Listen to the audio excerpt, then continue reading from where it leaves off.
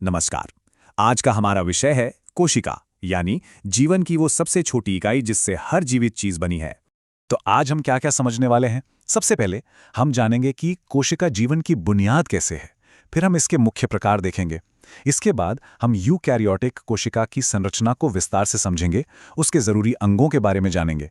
फिर देखेंगे कि पौधों और जानवरों की कोशिकाओं में क्या अंतर होता है, और आखिर में कोशिका विभाजन के बारे में पढ़ेंगे। चलिए तो शुरू करते हैं हमारे पहले टॉपिक से, कोशिका, जीवन की बुनियाद। जरा सोचिए, एक विशालकाय पेड़ हो, एक छोटा सा कीड़ा हो या हम इंसान हो, इन सब में एक चीज कॉमन है, वो ये कि हर जीवित चीज कोशिकाओं से बनी है। आप इसे ऐसे समझ सकते हैं कि जैसे कोई बहुत बड़ी बिल्डिंग छोटी छोटी ईंटों से बनती है, ठीक उसी तरह हर जीवित शरीर छोटी छोटी कोशिकाओं से बना है। इसीलिए कोशिका को जीवन की बुनियादी इकाई या बेसिक यूनिट ऑफ लाइफ कहते हैं। ये नाम याद रखिएगा, बुनियादी इकाई। ये सिर्फ एक हिस्सा नहीं है, बल्कि अपने आप में एक जिंदा यूनिट है। अब देखिए, कोशिकाओं की संख्या के आधार पर हम जीवों को दो मुख्य ग्रुप्स में बांट सकते हैं। पहला ग्रुप है एक कोशिकीय यानी यूनिसेल्युलर, जैसा कि नाम से ही पता चल रहा है। एक कोशिकीय मतलब एक कोशिका वाले जीव, जैसे कि अमीबा। इनमें सारा काम मतलब खाना, सांस लेना, बढ़ना, सब कुछ बस वही एक अकेली कोशिका करती है। और दूसरा ग्रुप है बहुकोशिकीय यानी मल्टीसेल्युलर, जैसे कि हम इंसान या पेड़ पौधे। हमारे शरीर में एक दो नहीं बल्कि खरबों कोशिकाएं होती हैं, और ये सब मिलकर एक टीम की तरह काम करती हैं। हर कोशिका का अपना एक खास काम होता है जो उसे सौंपा गया है। अब सवाल आता है कि एक कोशिका की खोज हुई कैसे? तो बात है 1665 की। रॉबर्ट हुक नाम के एक वैज्ञानिक ने जब पेड़ की छाल के एक पतले टुकड़े को अपने बनाए माइक्रोस्कोप में देखा, तो उन्हें मधुमक्खी के छत्ते जैसे छोटे छोटे खाने दिखाई दिए। इन्हीं खानों को उन्होंने सेल नाम दिया। यहीं से कोशिका सिद्धांत या सेल थ्योरी की शुरुआत हुई। इस थ्योरी के 3 मुख्य पॉइंट्स हैं, ध्यान से सुनिएगा। पहला, सभी जीवित जीव कोशिकाओं से बने होते हैं। दूसरा, कोशिका जीवन की संरचनात्मक और कार्यात्मक इकाई है। और तीसरा, जो बहुत महत्वपूर्ण है, सभी नई कोशिकाएं पहले से मौजूद कोशिकाओं से ही बनती हैं। ये 3 बातें याद रखना बहुत जरूरी हैं। ठीक है, तो अब जब हम ये समझ गए हैं कि कोशिका क्या है, तो चलिए अब इसके मुख्य प्रकारों के बारे में जानते हैं। मुख्य रूप से कोशिकाएं 2 तरह की होती हैं, प्रोकैरियोटिक और यूकैरियोटिक। अब इन दोनों में सबसे बड़ा और सबसे जरूरी अंतर है नाभिक यानी न्यूक्लियस का। इसको ऐसे समझिए, प्रोकैरियोटिक कोशिका एक ऐसे कमरे की तरह है जिसमें कोई अलमारी नहीं है और सारा जरूरी सामान यानी इसका जेनेटिक मटेरियल या डीएनए बस ऐसे ही कमरे में फैला पड़ा है। बैक्टीरिया इसका सबसे अच्छा उदाहरण है। वहीं दूसरी तरफ यूकैरियोटिक कोशिका एक व्यवस्थित घर की तरह है जिसमें एक मजबूत तिजोरी है। इस तिजोरी को ही हम नाभिक या न्यूक्लियस कहते हैं, और इसी के अंदर कीमती सामान यानी डीएनए सुरक्षित रखा होता है। हम इंसानों में और पेड़ पौधों में यूकैरियोटिक कोशिकाएं ही होती हैं। तो सबसे बड़ा फर्क क्या हुआ? प्रोकैरियोटिक में कोई स्पष्ट नाभिक नहीं होता, जबकि यूकैरियोटिक में एक सुविकसित नाभिक होता है। तो चलिए अब हम इस ज्यादा विकसित यूकैरियोटिक कोशिका की संरचना को और गहराई से समझते हैं। एक यूकैरियोटिक कोशिका को अगर हम देखें तो इसके 3 मुख्य भाग होते हैं। सबसे बाहरी परत को कहते हैं कोशिका झिल्ली या सेल मेम्ब्रेन। ये एक चौकीदार की तरह काम करती है जो ये कंट्रोल करती है कि कौन सी चीजें कोशिका के अंदर आ सकती हैं और कौन सी बाहर जा सकती हैं। झिल्ली के अंदर जो जेली जैसा पदार्थ भरा होता है उसे कहते हैं साइटोप्लाज्म। कोशिका के सारे छोटे छोटे अंग, जिन्हें हम ऑर्गेनेल कहते हैं, इसी साइटोप्लाज्म में तैरते रहते हैं। और तीसरा और सबसे महत्वपूर्ण हिस्सा है नाभिक यानी न्यूक्लियस। ये कोशिका का कंट्रोल सेंटर या दिमाग है, जहां कोशिका का सारा जेनेटिक मटेरियल यानी डीएनए मौजूद होता है। अब हम कोशिका के अंदर मौजूद इन्हीं महत्वपूर्ण अंगों यानी ऑर्गेनल्स को एक एक करके समझेंगे। तो सबसे पहले बात करते हैं 2 बहुत ही महत्वपूर्ण ऑर्गेनल्स की।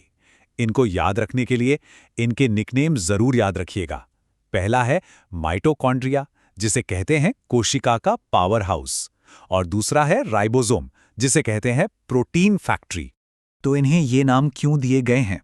देखिए, माइटोकॉन्ड्रिया का काम है कोशिका के लिए ऊर्जा बनाना। यह भोजन से ऊर्जा निकालकर उसे एटीपी के रूप में स्टोर करता है।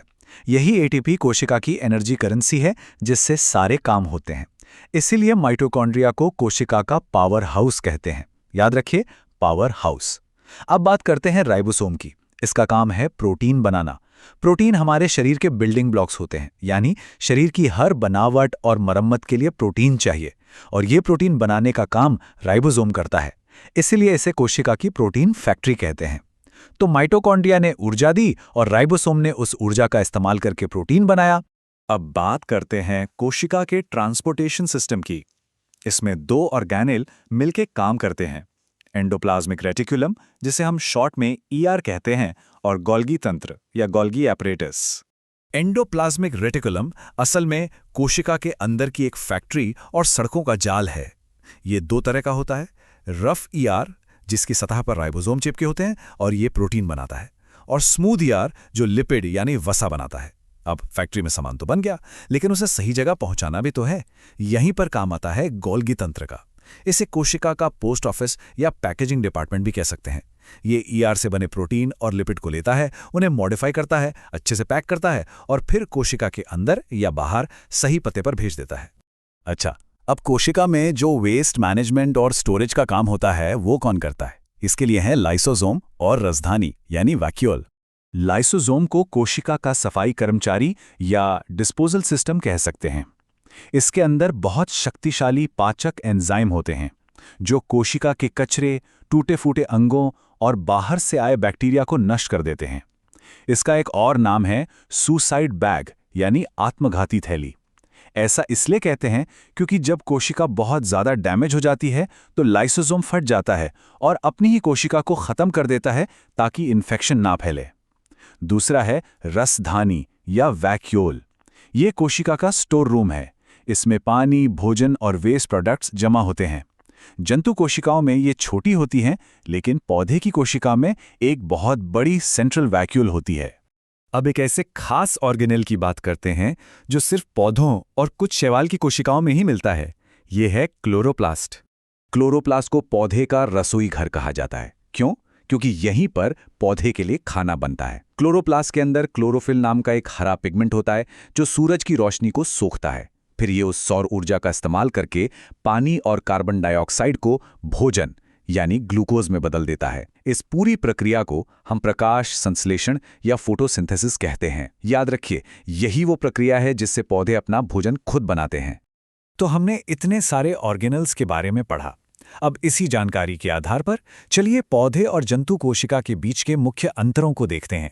यहाँ स्क्रीन पर देखिए, एक तरफ पादप कोशिका है और दूसरी तरफ जंतु कोशिका। पहली नज़र में ही कुछ बड़े अंतर दिख रहे हैं। पादप कोशिका का आकार लगभग फिक्स्ड, एक बॉक्स जैसा है, जबकि जंतु कोशिका का आकार अनियमित है। पादप कोशिका के अंदर आपको ये बड़ी सी खाली जगह दिख रही होगी, ये इसकी बड़ी सेंट्रल वैक्यूल है। और ये जो हरे रंग के दाने हैं, ये हैं क्लोरोप्लास्ट। ये दोनों ही आपको जंतु कोशिका में नहीं दिखेंगे। चलिए इन अंतरों को एक एक करके ठीक से समझते हैं। सबसे पहला और महत्वपूर्ण अंतर है कोशिका भित्ति यानी सेल वॉल। ये सिर्फ पादप कोशिकाओं में होती है। ये कोशिका झिल्ली के भी बाहर एक मजबूत परत होती है जो पौधे को मजबूती और निश्चित आकार देती है। जंतु कोशिकाओं में ये नहीं होती, इसीलिए वो लचीली होती हैं। दूसरा अंतर है क्लोरोप्लास्ट। जैसा हमने अभी पढ़ा, ये सिर्फ पादप कोशिकाओं में होता है क्योंकि पौधों को अपना भोजन खुद बनाना होता है। तीसरा है रसधानी या वैक्यूल। पादप कोशिका में एक बहुत बड़ी सेंट्रल वैक्यूल होती है, जबकि जंतु कोशिकाओं में ये या तो होती ही नहीं या बहुत छोटी होती हैं। और इन्हीं अंतरों की वजह से चौथा अंतर आता है आकार का। कोशिका भित्ति के कारण पादप कोशिका का आकार निश्चित होता है, जबकि जंतु कोशिका का आकार अनियमित होता है। चलिए अब हम अपने आखिरी टॉपिक पर आते हैं, कोशिका विभाजन, यानी एक कोशिका से नई कोशिकाएं कैसे बनती हैं। कोशिकाएं मुख्य रूप से दो तरीकों से विभाजित होती हैं, माइटोसिस और मियोसिस। माइटोसिस को आप एक फोटोकॉपी मशीन की तरह समझ सकते हैं। इसमें एक कोशिका विभाजित होकर बिल्कुल अपनी जैसी ही दो नई कोशिकाएं बनाती है। हमारे शरीर की वृद्धि या चोट लगने पर घाव का भरना, ये सब माइटोसिस की वजह से ही होता है। दूसरा तरीका है मियोसिस। ये सिर्फ प्रजनन कोशिकाओं में होता है। इसमें एक कोशिका से 4 नई कोशिकाएं बनती हैं और हर नई कोशिका में गुणसूत्रों की संख्या मूल कोशिका से आधी हो जाती है। ऐसा यौन प्रजनन के लिए होता है। तो एक लाइन में याद रखिए, माइटोसिस शरीर की वृद्धि और मरम्मत के लिए है और मियोसिस यौन प्रजनन के लिए। चलिए जाते जाते कोशिका के बारे में कुछ बहुत ही मजेदार तथ्य जानते हैं। क्या आपको अंदाजा है कि एक औसत इंसान के शरीर में कितनी कोशिकाएं होती हैं? करीब 37 ट्रिलियन। मतलब 37 के आगे 12 शून्य। ये बहुत बड़ी संख्या है। दुनिया की सबसे बड़ी अकेली कोशिका शुतुरमुर्ग का अंडा है और सबसे छोटी कोशिका बैक्टीरिया की होती है। और क्या आप जानते हैं कि सबसे लंबी कोशिका कहाँ है? ये हमारे अपने शरीर में है, तंत्रिका कोशिका या नर्व सेल, जो 1 मीटर से भी ज्यादा लंबी हो सकती है। तो अंत में हम कह सकते हैं कि कोशिका सिर्फ जीवन की एक ईंट नहीं है, बल्कि ये अपने आप में एक पूरी दुनिया है, प्रकृति की सबसे शानदार इंजीनियरिंग का एक नमूना। हमारी हर सांस, हर हरकत, हर सोच, सब कुछ इन्हीं खरबों कोशिकाओं के तालमेल का नतीजा है।